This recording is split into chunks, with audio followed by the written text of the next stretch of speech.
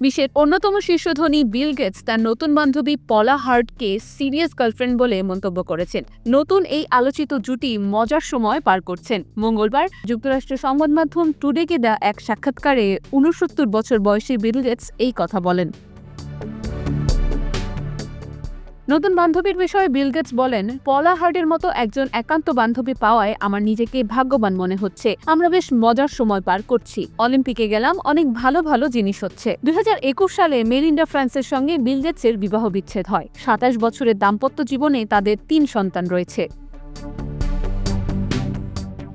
মেলিন্ডার সঙ্গে বিচ্ছেদকে সম্প্রতি ভুল সিদ্ধান্ত বলে মন্তব্য করেছেন বিল গেটস। গত মাসের শেষের দিকে লন্ডনের দ্য টাইমসকে দেয়া ওই সাক্ষাৎকারে বিল গেটস বলেছিলেন, এই ভুলের জন্য আমি সবচেয়ে বেশি অনুতপ্ত। তবে বর্তমানে নিজেকে উৎফুল্ল বলে মন্তব্য করেছেন তিনি।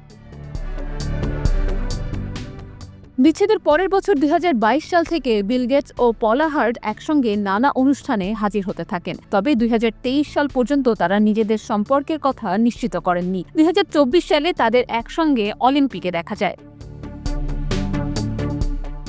পলা হার্ড যুক্তরাষ্ট্রের বহুজাতিক প্রযুক্তি কোম্পানি ওরাকলের সাবেক প্রধান নির্বাহী কর্মকর্তা মার্ক হার্ডের স্ত্রী ছিলেন। ক্যান্সারের সঙ্গে দীর্ঘদিন যুদ্ধ শেষে ২০১৯ সালে ৬২ বছর বয়সে মার্ক হার্ড মারা যান। এই দম্পতির ক্যাথরিন ও কেলি নামে ২ সন্তান রয়েছে। জানা গেছে, দানবীর হিসেবে পলার সুখ্যাতি রয়েছে। বিশেষ করে শিক্ষা ও স্বাস্থ্য খাতে তিনি বিপুল দান করেছেন।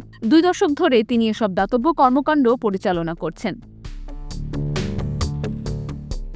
সম্প্রতি বিল গেটসের আত্মজীবনীমূলক বই সোর্স কোড মাই বিগিনিংস প্রকাশিত হয়েছে। এই বইয়ে তিনি পলার প্রতি কৃতজ্ঞতা প্রকাশ করেছেন। মাইক্রোসফটের এই সহ-প্রতিষ্ঠাতার বইটির পাণ্ডুলিপি যারা শুরুর দিকে পড়েছেন, পলা তাদের মধ্যে অন্যতম। নতুন বইয়ে বিল গেটস নিজের শৈশব, ১৯৭০-এর দশকের শেষের দিক পর্যন্ত নিজের কর্মজীবন এবং ১৯৭৫ সালে পল অ্যালেনের সঙ্গে যৌথভাবে মাইক্রোসফট প্রতিষ্ঠার নানা স্মৃতি উল্লেখ করেছেন।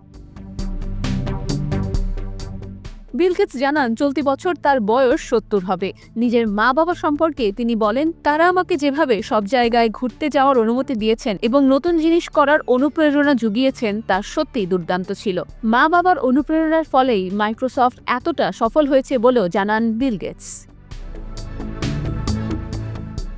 IBTV USA, New York.